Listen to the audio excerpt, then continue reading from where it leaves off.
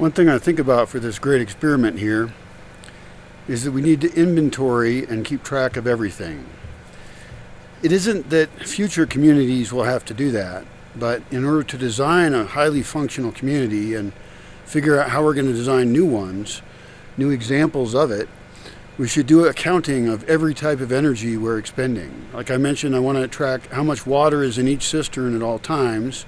I want to track how much roof space we have and how much water we're losing by not capturing it. What the cost would be on developing full storage for it. I want to track all the food that gets bought that comes in. I want to track how much we're storing, how much we have stored ahead of time for emergency purposes, how much we're growing here, how much we're processing, how much we're selling of whatever kind of product. Every kind of business that exists, we should be tracking its actual success. Because sometimes people have businesses and they don't count themselves as a labor cost. And I spent 21 years here without actually getting paid. I mean, I get paid enough to survive by donations, and then some people have paid to come here, but never more than they cost. That with the two exceptions, actually. 2 people came here and it cost me less to have them here. But that was after I'd already failed. But we need full accounting of all energy systems. I want to know how much land space is used by roads and buildings. I want to know how much of cool trees we have that are magic trees. I want to not necessarily have a perfect inventory of exactly how many we have of what species, but a pretty good estimation.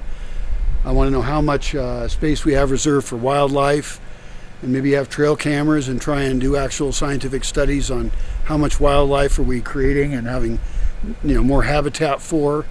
We can even set up those AI bird feeders that identify and count how many birds use them. We can make estimates on our bird life increase here if we put water out for them.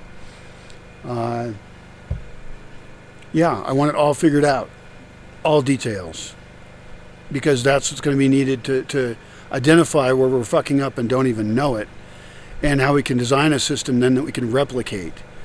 I mean, we could have entire books plural, on how to design a full community from starting with nothing to building the whole thing and having it be thriving. And that includes community relations with people in that area.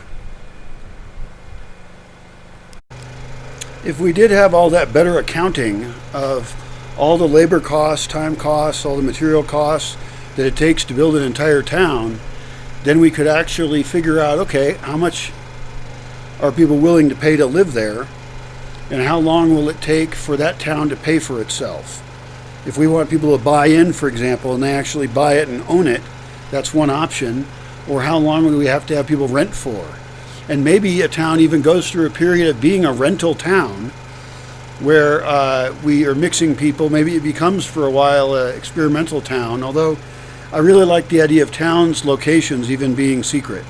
So I don't know that I want to invite people into a place that they can't go to later. That actually doesn't make sense to me. That sounds like a bad idea. But we could figure out then what's the return on cost, because we're trying to finance more towns, right? So we need to have a pretty high profit margin to build more towns. And ideally we wouldn't just be getting just enough to build the next one, but we would actually be getting a little extra. So eventually we're building 2 towns at the same time. And we can kind of grow exponentially at that point, where there's, after a certain number of years of building towns, that then we can be building not 2 towns but 4 towns and 8 towns, because all of these towns have a very small ecological footprint. They're done completely different than a normal town's done, and that is how we save the world. That's how we make housing that actually makes sense, that doesn't need energy for heating or cooling, that plans for the future, where cost of ownership is very low, where people are living their most fulfilled possible lives because they're supported by correct infrastructure and correct social training and better recruiting.